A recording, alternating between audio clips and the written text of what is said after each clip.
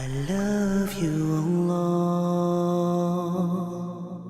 You know, for these 30 days, we deny ourselves a lot of things. Our body, as I mentioned before, our body, my throat, my stomach, right? They have needs. And I've trained myself for 30 days to deny even what I physically need. Some of you, man, you guys work at an office, you're like, man, I need my coffee. I don't know how I'm going to function without my coffee. I need a break.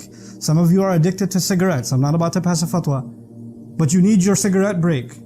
Some of you are constantly chewing gum. Some of you are, whatever, you have a chocolate problem. Whatever your issue is. You know, I have a chocolate milk problem.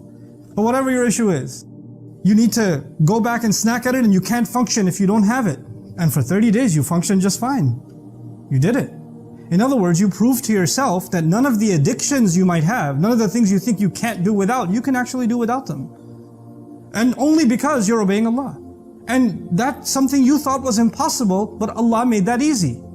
Now you take that forward and you realize there are some things you are engaged in, or I'm engaged in, that may be a disobedience to Allah. And you've told yourself, I can't do without it. I have to do, I'll die if I don't. How can I survive without it? And Allah has already trained you for 30 whole days. Yes, you can. You can actually live without it. You can obey me and I will make things easy for you, just as I did in Ramadan. That's the lesson, that's the first lesson that He's giving us, that outside of this month, you know, Shaitan's about to come out of jail.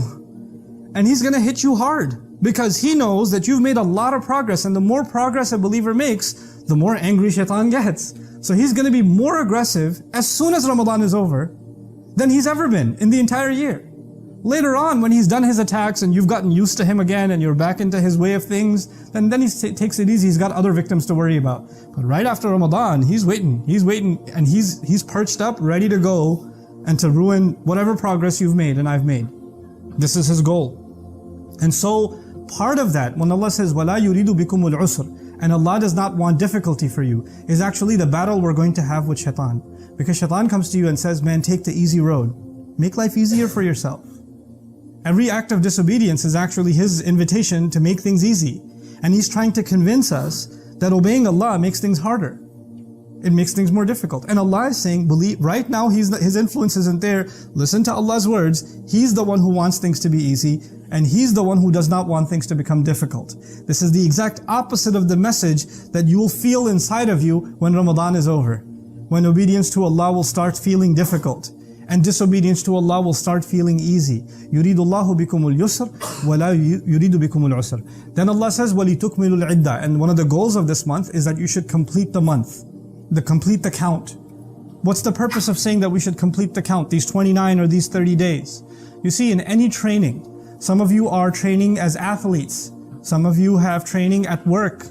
People have police training, fire department training, medical training. All kinds of training exist in life.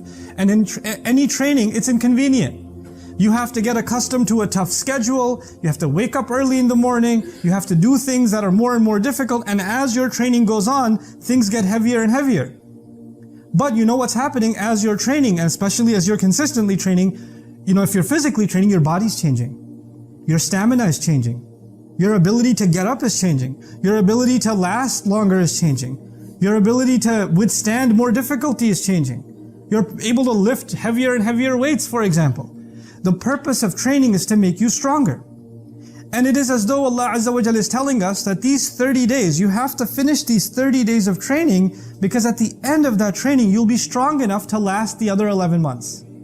You need these 30 days to give you the spiritual strength, the muscle, that you can stand against what's coming for almost an entire year. And then you have to revisit and retrain yourself again, and that'll be the next Ramadan.